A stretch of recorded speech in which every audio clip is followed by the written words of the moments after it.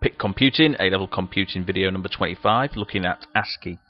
Now, in order to understand Ascii and other similar ways of storing data, we need to remember that computers only understand something called binary. Binary being ones and zeros, and only ones and zeros. So if computers can only understand binary, how do they store and show things such as images, video or sound, or even something simple such as text? Well, in order to store something simple such as text, computers need something called a character set. Now, if we took an 8-bit set of binary numbers, a byte, then this particular byte might be mapped in a character set to the letter D, or this byte set of binary digits might be mapped to the letter Z in a character set. So the computer, if it was given these 8 bits, might know that that means D, or these 8 bits might know that that means Z. In reality, those aren't correct mappings, but they might give you an idea of how this works. So the first widely used character set is Ascii. So it's an example of a computer character set, or character mapping, or character encoding, or code base. So you might hear of any of those terms. They all mean the same thing, and Ascii is one example of them. Other examples might be EBC, DIC, or Unicode, but there are many others as well. Ascii stands for American Standard Code for Information Interchange, and the first version of it came about in about 1963. It might also be known as the Ascii Standard, and it is a mapping of 128 different characters. The characters are the numbers 0 to 9, the letters A to Z, but in lowercase, so small letters, and also in uppercase, capital letters. It also includes in the 128 different characters some basic punctuation symbols and things called control codes that originated from teletype machines, but are also used to help send commands to printers and other devices. They also, in the 128 different characters, is a blank space.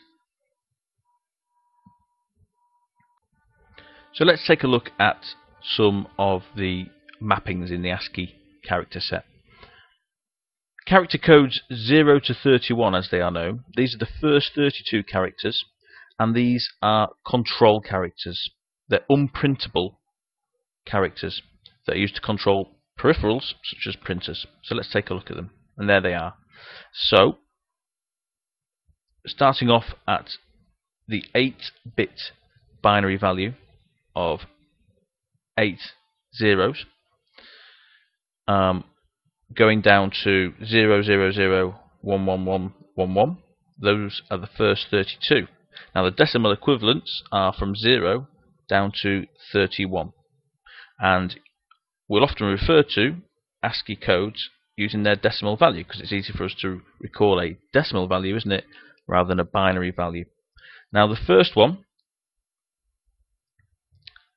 8 zeros, we know the decimal value is 0, and the character that will actually create is a null, a blank value, a null character.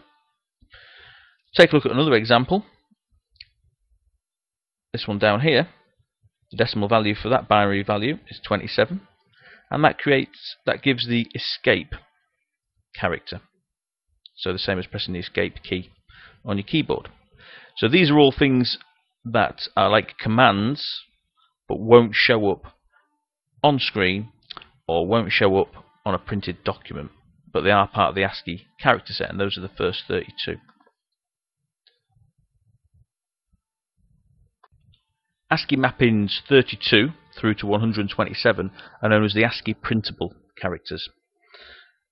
They represent letters, digits, punctuation, and other symbols, and almost every character in this part of the character set will be on your keyboard. So we'll have a look at some of these. You can pause the video and look at them as we go through them, but you certainly wouldn't need to remember or be able to recite any of these for an exam, but it just gives you a good idea about how character sets work. So from 32 through to 47 are some punctuation symbols and other symbols in there, including the space bar. And notice that in the Ascii character set, the percentage sign is actually known as Prozenteken, which I believe is a German word for percentage. So just interesting to note that when they developed the Ascii character set, that's the word they chose to use for the percentage sign. Then from 48 through to 57 we have the 10 different digits that we use in denary, just straightforward numbers. And what you've got to imagine about Ascii is that when you press a key on your keyboard, it sends through to the computer the binary value. So if we were going to press the number 1, it would be sending the binary value 00110001 through to your computer, so your computer then knows that that is the symbol 1.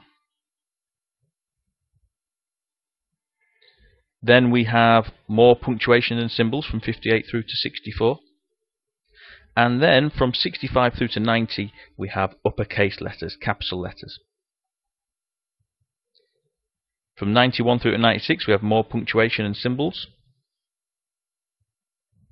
And then from 97 through to 122 we have lowercase letters. Finally, from 123 through to 127 we have some more symbols and even the delete command, which is what happens when you press the del button on your keyboard. Now, one thing that some of you with a keen eye might notice is that even when we get up to the biggest value in the standard Ascii set of characters, so the 128 different characters in the character set, it only goes up, only would use 7 bits. The first bit, the most significant bit, would only be a 0, so would be irrelevant really. We don't need 8 bits to store 128 characters. We only need 7 bits. 7 bits equals 128 different combinations of 0s and 1s, therefore we have 128 different mappings. 8 bits would give 256 different combinations of 0s and 1s, therefore 256 different mappings. Ascii originally used 7 bits, but then people wanted more than 128 mappings, so this is why we had the second version of Ascii developed called Extended Ascii. You should look Extended Ascii up, and there's a URL at the bottom of the screen there. It's a good place to go and check out the extra 128 mappings in the second version of Ascii. And if you have a look at them, you'll see there's extra symbols, and there's things like the accented letters that you might find in an alphabet such as the French language. And Extended Ascii was supposed to solve a problem, wasn't it? It was supposed to give extra characters that were needed, but it actually brought along its own problems as well. And this was because different countries or different organizations might have their own interpretation of Extended Ascii. So one country might use the extra 128 mappings for their own letters, whilst another country might use them for theirs. So if we look at an example, say language A might use that N with a little squiggle on top of it for that particular binary value, whereas language B might use the same binary value but for a different letter in their alphabet. Now, this was fine for a while. Countries could work quite happily by themselves, but when we had the advent of the internet and email, then it started to bring about problems. If you can imagine language A sending an email through to language B with that encoded character mapping so the binary value, when it gets to language B, although language A intended the N with a little squiggle to be sent, language B might be expecting something different, but they would see the N with a little squiggle, which way they might not understand. Similarly, if language A has used a mapping that wasn't in the character set for language B, so if language B didn't use this binary value as part of their character set, then we might see something like that, and you may well have seen that in emails you've received, and that's the reason for that problem. So with the internet, we had more emails being sent, bigger problem with different versions of extended Ascii. And the solution is something called Unicode, which we'll look at in a future video. Thinking about your exam, you're unlikely to be asked specifically about Ascii. You're more likely to get asked about character mappings or character encoding or character sets in general. You could, however, give Ascii as an example when explaining how character sets work. So you're most likely to be asked how those mappings work. And you may get asked about how many bits are needed for a particular mapping for a particular scenario. For instance, if we had to create a character set for the buttons on a telephone, we wouldn't need 8 bits, we wouldn't need 7 bits, we'd only need a very small amount of bits to be able to store those different mappings for what's there, 12 buttons on that particular phone. But we'll look at examples of questions more in one of the next 2 videos on character mapping and character sets. For now, we'll just leave you with something called Ascii art.